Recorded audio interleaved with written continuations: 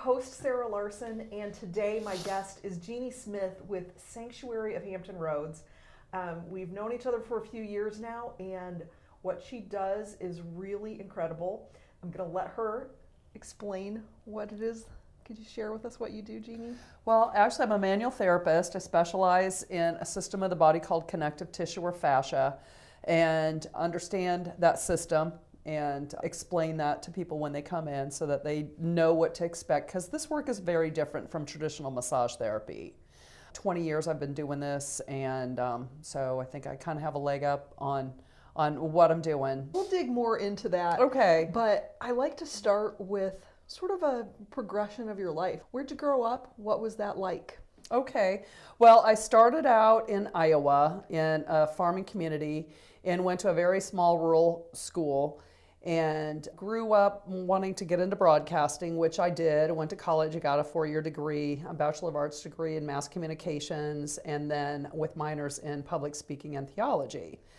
Since I did go to a Franciscan college, I went to Briarcliff University. That was a huge component of the classes that I was taking. Plus, it was something that I was interested in. You grew up in a small farming community. Right. What was it like transitioning? What was the college like that you went to? Was that a big shift as far as where you grew up to the college atmosphere? Not so much, because I went from a population with, not a lot of folks living immediately around me to a metropolitan area of only about 80,000 at that time. So still very rural. It wasn't the big city compared to other places that I've lived. So what did you do after college? Well, I got interested in broadcasting radio, and so I started at a station in Sioux City where I lived and worked pretty much most of the formats throughout my career. And there was a life-changing event about 1989-90, and I moved to Omaha, Nebraska, and a single parent at that particular time, raising 2 kids by myself. I actually had 4 jobs at one point. Oh, wow. And one of them was to DJ weddings on the weekends. And I had an old car. It was an LTD. It was black. It was always overheating. And LTD stands for long-term debt, I found out. So I didn't do that very long, but I actually designed 2-way radio and paging systems for a couple of different companies, Kenwood, Motorola, and did that plus telemarketing. Wow. And then I had a radio gig at a station in Omaha and was producer and director of the morning show. From there, I ended up reconnecting with somebody that I had known in my 20s. I got married, moved to California, and kind of stayed out of the radio business at that point.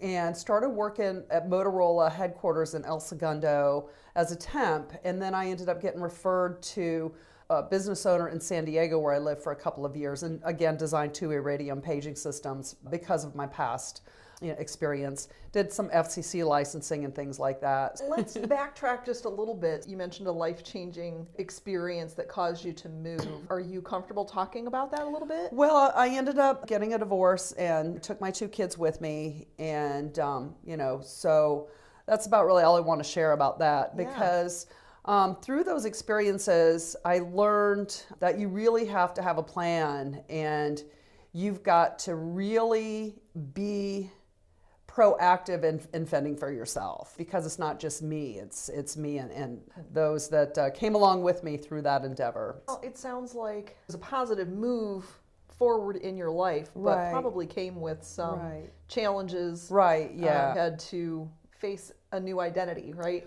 Right. As you moved to a new area. Right. And doing all these things and being a single mom. Right. And I wanted to continue with broadcasting because I'd spent a lot of money on college. So you want to, pursue that. And always had a love for the media, just a who, what, when, where, and why, and how can I present that to the public so that they're informed. Producing the morning show was good because I actually got to be in charge of running the board, radio board, to interview some very interesting people. I think the most interesting person that I had met through that job was Captain Al Haynes, and he was the pilot of a plane that went down in Sioux City, and it was Flight 232, and they actually made a movie about that. It was very serendipitous how before that plane had come down, the emergency services departments in the town had just taken here's what happens in a disaster.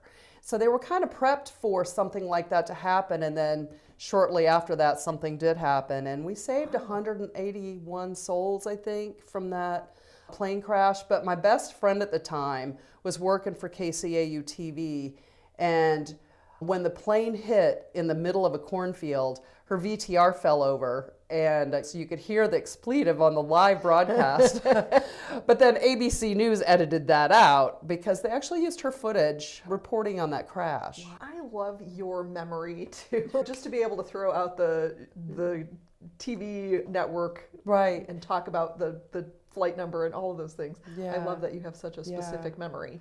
Well, I actually remember seeing the plane in the sky.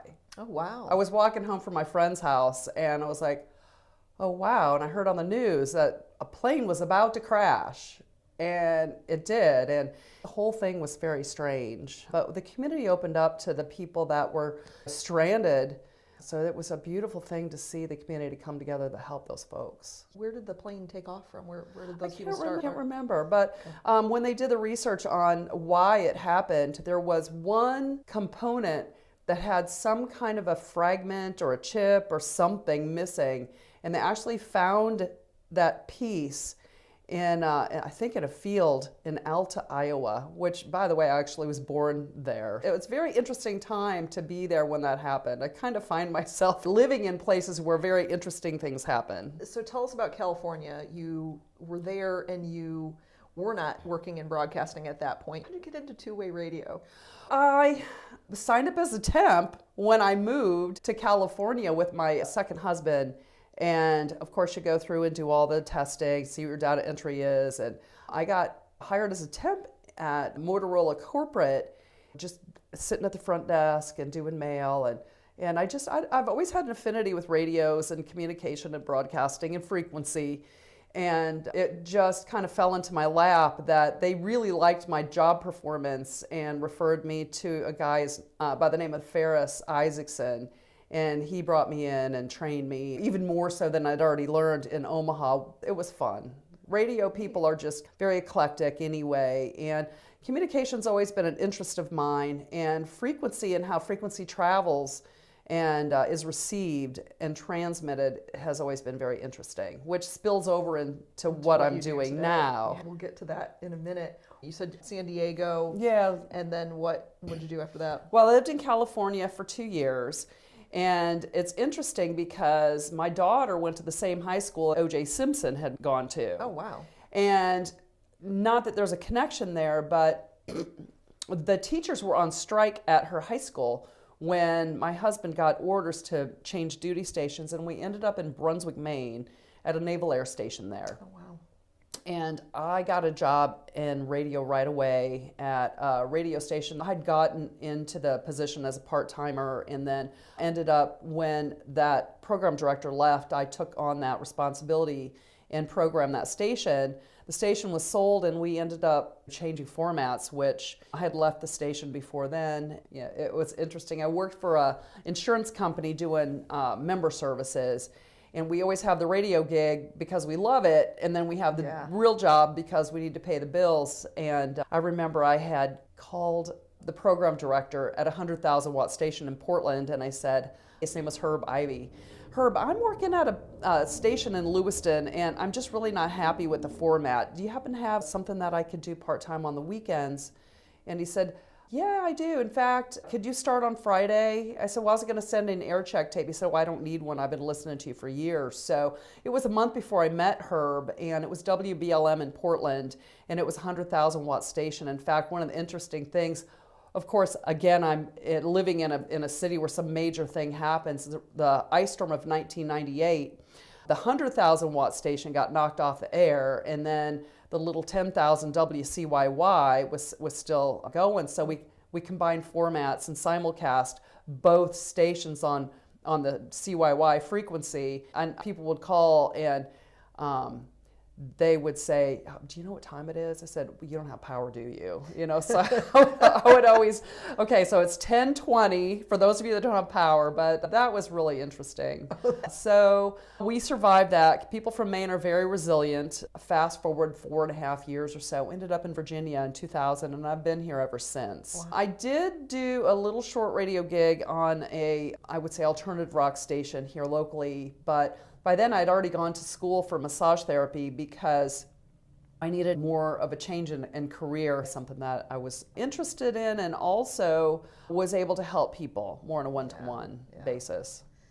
You mentioned orders from your second husband. You got transferred from San Diego to Maine. One of the things that has come up in a couple of interviews that I've done with military spouses is this idea that it's challenging to maintain a career as a military spouse. It sounds like you have done a lot of things, a lot of different types of roles. What challenges did you find during that period? Well, the active duty person always has a job. But the spouse always has to start all over again. And when I moved here, the starting all over again involved me getting a part-time gig at a radio station, and the pay was embarrassing. I'm like, I could make more working at a fast food place. And by the time I had actually gotten in, I'd changed careers. I went to school for manual therapy, started subcontracting for other people that had an established business. And it got to the point where that job was getting in the way of me making a profit. So I left that industry in 2005 and opened up my own business in the metropolitan area here in Hampton Roads. And I just kept looking for ways that I could find new clients. So took a leap of faith and opened up an office in Yorktown and just learned a lot about how to put yourself out there. Networking, how do I do that? What's the most productive way of doing that? And where can I spend advertising money that isn't going to cost me a lot but can still gain me some business? And the other part of that was finding a niche where there isn't anybody doing what you do. And the turning point for me was in 2004, where I met a gentleman that became my mentor and taught me a lot about a system of the body called connective tissue or fascia, and just took all the classes that he offered at that time: myofascial release, craniosacral therapy, visceral organ release, body memory unwinding, and had some experiences working with him as a client that were so profound and changing mentally and physically that I wanted to learn everything about that. What I find so fascinating about that is this idea of our bodies holding on to trauma, and what you do really helps to release that trauma. I personally have had some very interesting experiences with your therapies. So would you like to talk a little bit more about that? Yeah, absolutely. A lot of people don't know this, but more and more people are finding out that the mind and the body are connected in such a way that you can't have one affect the other without having some kind of a connection there. If we have something going on mentally and we don't process it, it can even be things, traumatic events from our past. It can actually become a physical problem because we brace and resist against things we either don't like or find threatening. And at the same time, when we have physical pain or chronic pain, that can really wreak havoc on our emotional state, because there's that line in between the mind and the body, and that connection can cause emotional stress and physical stress. So it's kind of a two-way street. So when I discovered that the mind and the body are connected in that way, especially through that fascial matrix, which holds on to things, I want to learn everything about how to tap into that, through other ways rather than manual therapy, which led me into things like neuro-linguistic programming and hypnosis and life coaching and things like that. And I don't do those as standalone therapies. There are different parts and aspects that I integrate into my practice. For the hypnosis, I took that more to understand what to say and how to say it when a person is releasing a traumatic experience from their physical body, because sometimes there's an emotional component that occurs at that time. And what to say and how to say it when that person is doing that unwinding or that release. And then I started to discover a lot of things that set me apart from other people because I don't know anybody else that really does that combination of manual therapy and the mental. And part of the reason I did hypnosis is so that I could teach people how to do self-hypnosis. Because there was actually a doctor, a French doctor back in the 1800s, his name was Emile Coué, and he was teaching people how to do self-hypnosis and were curing themselves from terminal diseases back then. Wow. Yeah, the mind is such a powerful thing. And if you can use it as a tool for healing, we really don't know how powerful that is. And when we can understand and tap into that, with intention, with emotion, thinking of the desired outcome that we would like to see happen, if we can move in that direction, part of that comes from our thoughts and what we think about, because energy follows thought. And if I think about a negative thing, if I wake up in the morning and I don't have a positive mental attitude, that's going to set the tone for the rest of the day. People will say things to me, oh, no worries. And I used to catch myself saying that. Oh, no worries, because it's a popular thing. People just say it without thinking. But I thought, you know what? First of all, the subconscious mind doesn't hear the word no. It doesn't hear the negative. The subconscious mind only hears all the other words. So what am I putting out there? And it was funny because I remember the exact moment I decided not to say that anymore. Somebody had said, hey, I'm late for an appointment. I'm stuck at the tunnel. I'll be there when I can. I said, no worries. I'm like, wait a minute. What can we say instead? So I switched that to, it's all good. Quite a change, but these little changes like that can make a lasting impact on our psyche and our attitudes and how we move through life. So I think it's important for people to realize that words have power, and the words that we choose to say and think are going to have an effect on the outcome of daily living, and even expand that beyond daily living into how we shape our life. Absolutely. And I will say that is one thing that I have picked up from you. I'm very conscious of trying not to say, no worries, no problem. I took that to heart. I do say it's all good quite a bit. I think I'm better at it in the written word because I'm thinking more before it comes out. I can see it and go, oh, right, I don't want to say that. But yeah, it's definitely made an impact on me, and I've passed that on to other people. Well, it's funny because people will come in and they'll say things like, oh, my neck is killing me. Right. Oh, I think you could say that a different way. Right. Because the mind listens to everything. It's always active. Yeah. Always actively listening. So perhaps I'm feeling a lot of pain in my neck rather than it's killing me. Which would be a true statement. Yes. Yeah. I definitely find it so interesting how the words that we say do really matter.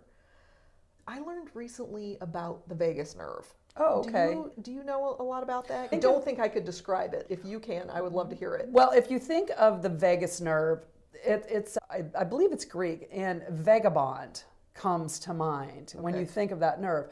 It travels through the entire body, and it has a lot to do with how we feel in different aspects, many, many aspects, from digestion to lots of different things. So, that's something that your listeners and viewers could take a look at. I can tell you, but when we look things up for ourselves, it has more of a lasting impact because you put the effort in to find out. Because I can give you a general overview, but if that's something that piques your interest, it might be something that you could take a look at and find out, because you'll remember it better. Yeah. I thought the interesting thing there is I was taught that it is this nerve that runs through your whole body, and that 80% of the transmission goes from the vagus nerve to the mind. Right. There's only 20% communication from the mind into the vagus nerve. Right. And how our nervous system really has, in our body, has so much control over our life. Right. Does that come into any of your manual therapy? I don't really think about that in the way that would be actually applicable to what I do. My work that I do beyond just the manual therapy, I would think more as far as nerves and neurons and firing and things like that, on the different brainwave patterns in the mind, and how frequency, to kind of shift gears a little bit. Yeah, tell us about how the frequency. Frequency can have a different effect on, how we feel. And to dial into that a little bit, There's different brain wave states. There's gamma, which is a very fast brain wave state. A lot of learning happens, like concentration and different things like that. But you and I talking is the next brainwave state, which would be beta. It's just normal conversation. Alpha is kind of you're right pre-sleep, so it's a little bit slower. Delta is kind of a dreamless sleep state.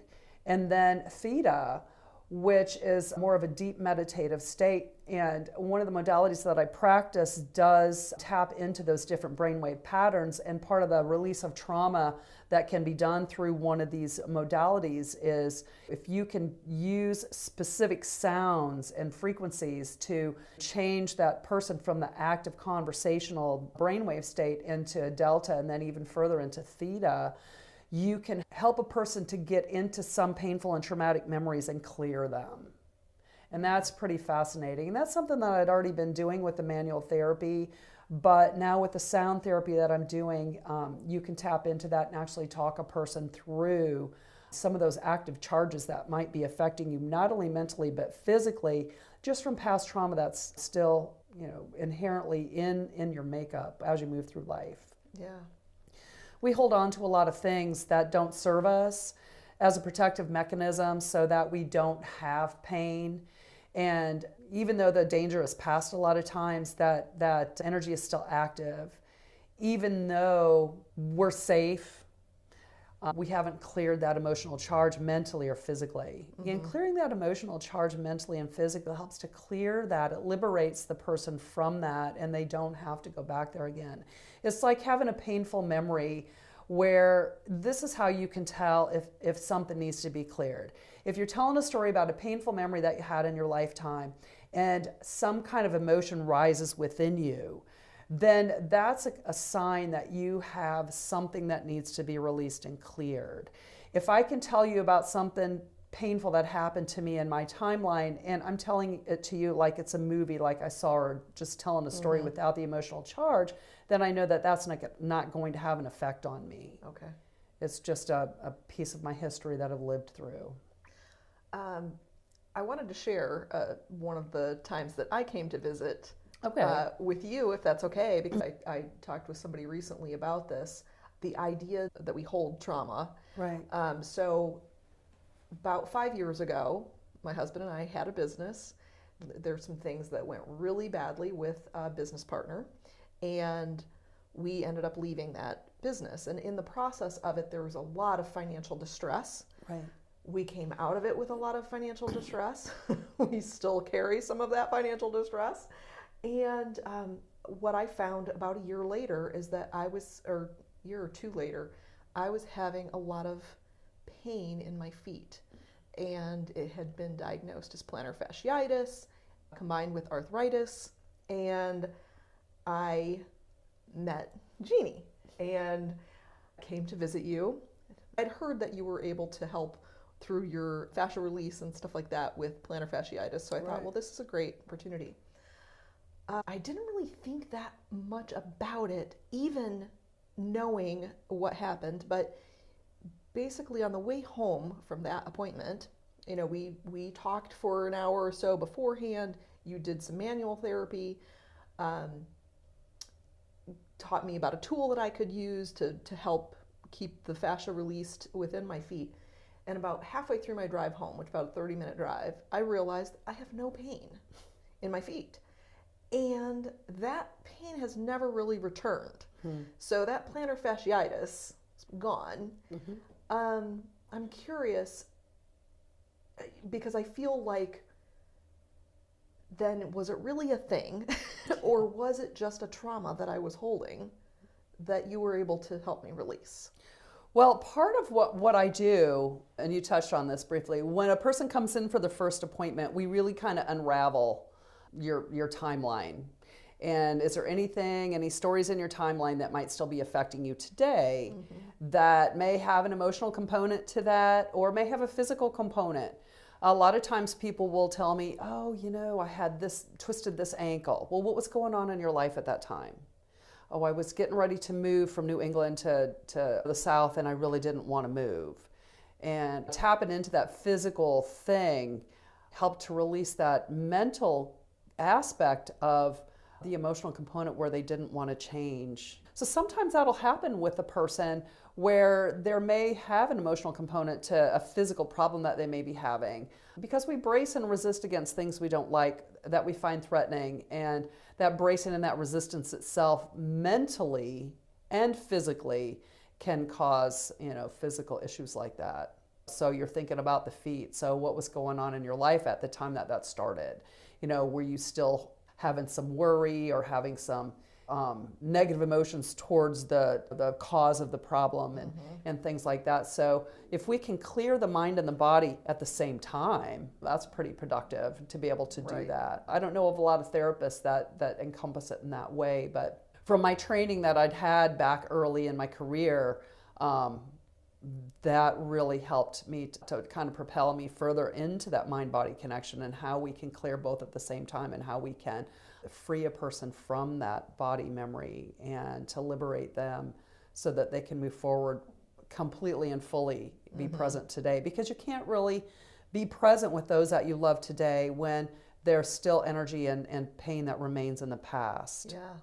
And clearing that helps you to be fully present. It's really great. I just really appreciated what you were able to do. I know you are very much a scientific person, so a lot of people might describe some of what you do as maybe woo-woo, but you talk very much about the science behind it. Right.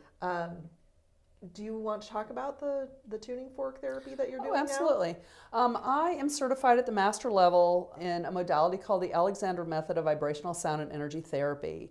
And I started researching the tuning forks when I met a lady by the name of Lisa Alexander in Virginia Beach at a talk that she was doing on sound therapy, because at that time I had been doing a podcast and we were going to do one on sound therapy. I ended up not doing that. I went and saw Lisa at her presentation instead, and she started talking about Einstein and Tesla and frequency and vibration, and I said, this is right up my alley. I've got to have science to explain things for myself. I wanted to see how scientifically frequency can change patterns in the body physically, but also emotionally. So we'll dial into science a little bit. A lot of people think that there are 3 states of matter, that there's gas, solid, and liquid. Well, there's actually 5 states. There's also the plasma field. And there's different diagnostic tools that you can tap into that. And then there's also the ether. So we've got the plasma field, which is a part of your physical and energetic body that goes beyond what we can see and what we can feel. And so those are different frequencies that when we have a traumatic event happen, not only does it have an effect in our energetic field, but when it slows down, when matter slows down enough to where it can lodge itself into the physical body, then it becomes dis-ease. And Einstein used to talk about, everything starts in the field. Well, where's the plasma layer at? It's in that field. And then the vibrations slow down enough to become a physical body, a table. Is a table really a table, or is it energy in motion, atoms moving? It appears to be solid, but not necessarily is it solid. So I need to have the science. And then when you think about frequency and vibration, everything has a frequency. Dis-ease has a frequency. Even substances, every single thing vibrates and oscillates to a particular, speed. If I drink a cup of coffee, it's going to change the energetics of my body and my field, just because coffee might be a lower vibrating substance. If I inhale lavender, that's going to raise my energetic vibration because it's got a higher frequency. It's just really fascinating. Once you start dialing into that, I don't know about other people, but I just want to find out more about it. How can I change what I'm doing and thinking and saying and exposing myself to things that are more healthy for us? Yeah. Never really thought about food, smells, liquid. Of course, it all makes sense now that you bring it up, but it's fascinating to me that you mentioned lavender changes your energy, and maybe coffee slows down your energy, even though it's the idea is caffeine, it's supposed to get you revved up, right? Right, yeah. So does what we eat matter? Oh, absolutely. And especially if you think about it, and I was just listening to a story, and I think it's important for people to really pay more attention to what they consume. Did you ever notice on the outside of the grocery store, if you just shop on the outside of the grocery store where the frozen foods are, where the fresh produce is, that's a healthier option than the center of the store where they've got the canned soups and the processed food. And it's really important that we have an awareness of how we can make better choices. And if we're going to go down that road of, not so great, how can you make better bad choices rather than, if I like ice cream and I want to have ice cream and it's full of high fructose corn syrup, that's going to not be as good of an option as maybe coconut ice cream that is sweetened naturally. It's important to read the labels. In fact, when I was in massage school, I was working a part-time job at a convenience store, and there was nothing there that I would actually eat except maybe a bag of peanuts, and people would say, don't let Jeannie see you eat that because she'll tell you what's wrong with it. So it really gave me an awareness of what's better for you and what isn't. And I like cookies, but at least I have a choice as to what I'm going to have and how it's going to have an effect on me. Right. That if you're choosing that, right, what you're choosing. I know you are starting to be certified or taking course on sound bath. Right. I know that's coming, but can you talk about what that would do? Well, I'm going to talk a little bit about what led me to that. Okay. Because we started to talk about the tuning forks, and I started to do on the body weighted tuning forks. And when I was in that class, I actually saw some of Lisa's other students talking about putting crystals on the energy centers and using the sounds in the ears and having an effect on the biofield and the energy centers of the body. And I thought, I want to find out more about that because that can have an effect on healing the body vibrationally through specific frequencies. And I'd always been interested in doing sound baths for groups where you might have a gong and rain stick, tuning forks, drumming. I've got some Tibetan singing bowls, and so I've been kind of accumulating instruments for a few years.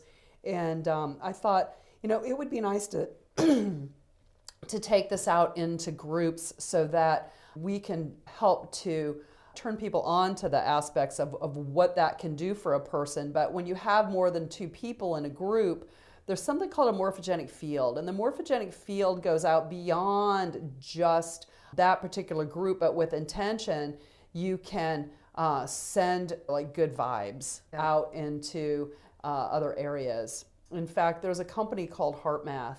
And HeartMath is a company that's really into things like heart rate variance. And a lot of people don't know this, but there's a direct connection. We were talking about the vagus nerve earlier. There's a direct connection between the heart and the brain. And when you can kind of mentally think about compassion, gratitude, and caring, that kind of turns that connection between the heart and the brain on. And when you think about compassion, gratitude, and caring, with that, the frequency of the heart and brain connection can heal. And when you do that in a group setting, that mass consciousness can help bring good things to the planet.